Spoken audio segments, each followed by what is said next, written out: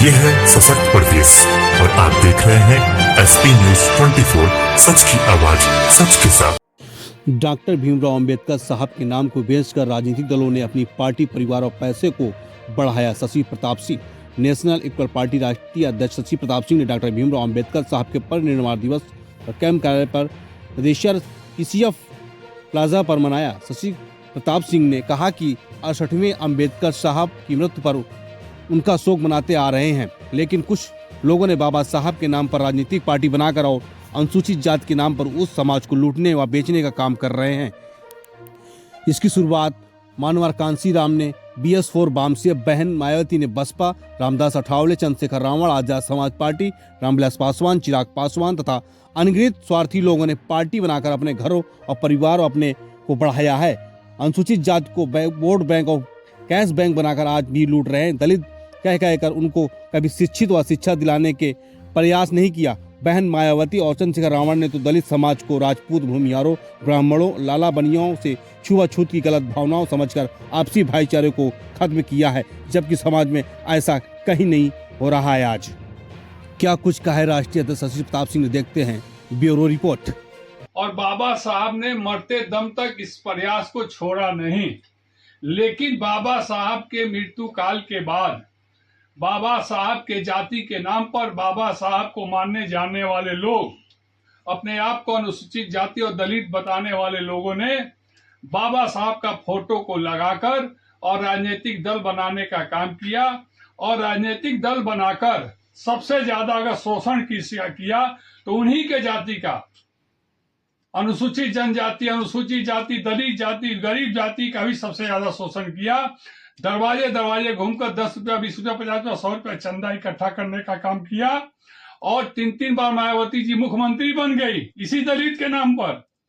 रामविलास पासवान जी कई बार मंत्री रहे, उनके लड़के चिराग पासवान जी आज भी मंत्री हैं इन्हीं के नाम पर। रामदास अठावले जो महाराष्ट्र के हैं, इन्होंने भी इसी जाति के नाम पर राजनीति शुरू की और वो भी आज कई बार से मंत्री बन गए। आपके उदित राज जी सांसद बने इसी जाति के नाम पर। और आज चंद्रशेखर रावण, आजाद समाज पार्टी आप जान रहे हैं, वो भी इसी जाति के नाम पर। लेकिन जाति को क्या मिला? झंडा उठाओ, बाबा साहब को भगवान मानो, और हम तुमको क्या करेंगे कि तुमको रोज तुम्हारे गांव में, घर में, परिवार में आकर सिर्फ यही बताने का काम करेंगे कि ठाकुर, ब्राह्मण, बनिया, लाला से दूर रहो। वो लोग छुआछूत मानते हैं, लेकिन जमीन पर ये बात आज भी नहीं है, कल भी नहीं था और कभी नहीं था। सिर्फ इन लोगों ने दलितों के दिमाग में गलत भावनाएं भरकर, बाबा साहब का चोला पहनकर, बाबा साहब का फोटो लगाकर, बाबा साहब का टोपी लगाकर और दलितों को डराने धमकाने के सिवा कोई काम नहीं किया। जबकि हम भी दलित हैं।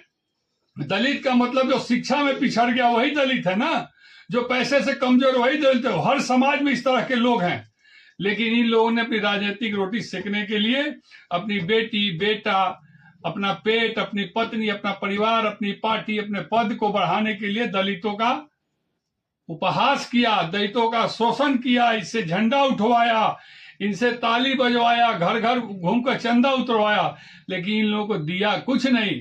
मायावती जी भी इसी जाति के नाम पर 3 बार मुख्यमंत्री रही ना, क्या दिया दलितों को? बाबा साहब तो कलम देना चाहते थे, इन लोगों ने क्या दिया?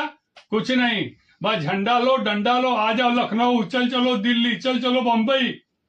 अब नेशनल इक्वल पार्टी यह चाहती है कि गांव गांव हम लोग घूमकर इस दलित भाइयों को, गरीब भाइयों को, उपेक्षित भाइयों को, शोषित भाइयों को, अनुसूचित भाइयों को, अनुसूचित जनजाति भाइयों को, पिछड़े भाइयों को यह बताएंगे कि तुम्हारी जाति के लोग तुम्हारे नाम पर भगवान का भय दिखाकर और ठाकुर, ब्राह्मण, लाला, बनिया का भय दिखाकर जाति जाति का झगड़ा, भाईचारा को खत्म कर रहे हैं। जबकि बाबा साहब भाईचारा बनाना चाहते थे।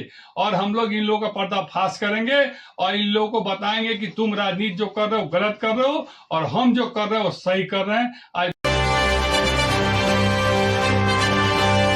ये है सशक्त प्रदेश और आप देख रहे हैं एसपी न्यूज 24, सच की